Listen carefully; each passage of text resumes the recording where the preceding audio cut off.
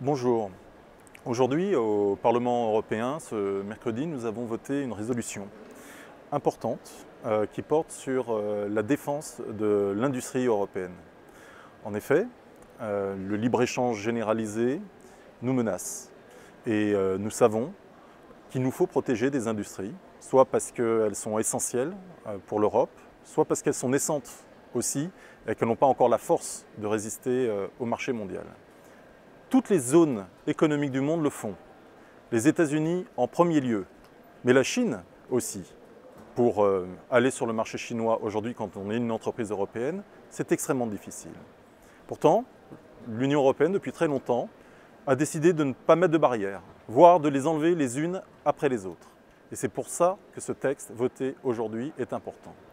Néanmoins, il faut maintenant qu'il y ait un large débat sur ce qu'on appelle le libre-échange, c'est-à-dire cette idée que les entreprises pourraient acheter et vendre où elles veulent, sans contrôle de personne et surtout pas des peuples et de leurs représentants élus.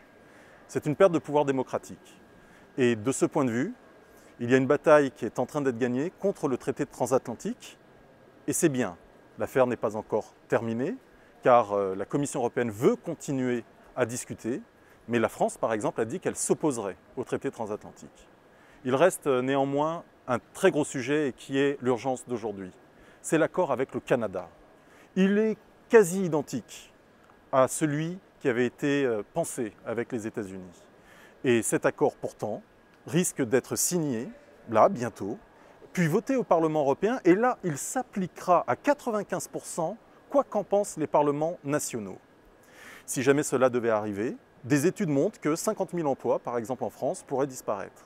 Mais aussi qu'on importerait de la viande de bœuf supplémentaire, par exemple, alors que nous sommes déjà saturés aujourd'hui en termes de production. Tout cela est un non-sens. Non-sens écologique également, puisque en termes énergétiques, nous importerions, par exemple, du pétrole qui viendrait des sables bitumineux, c'est ainsi qu'on l'appelle, du Canada, en fait, du pétrole de schiste, si on regarde bien les choses. Et c'est pour cela que nous appelons aujourd'hui à ce que l'Europe se reprenne, qu'elle arrête d'être la grande naïve du monde, qu'elle arrête de croire que le libre-échange aujourd'hui est une nécessité absolue quand toutes les autres zones se protègent. Il va falloir sortir de cette idéologie morbide qui aujourd'hui plonge l'Europe dans la crise et au contraire redonner à l'Europe la capacité de se protéger commercialement mais aussi de protéger ses salariés.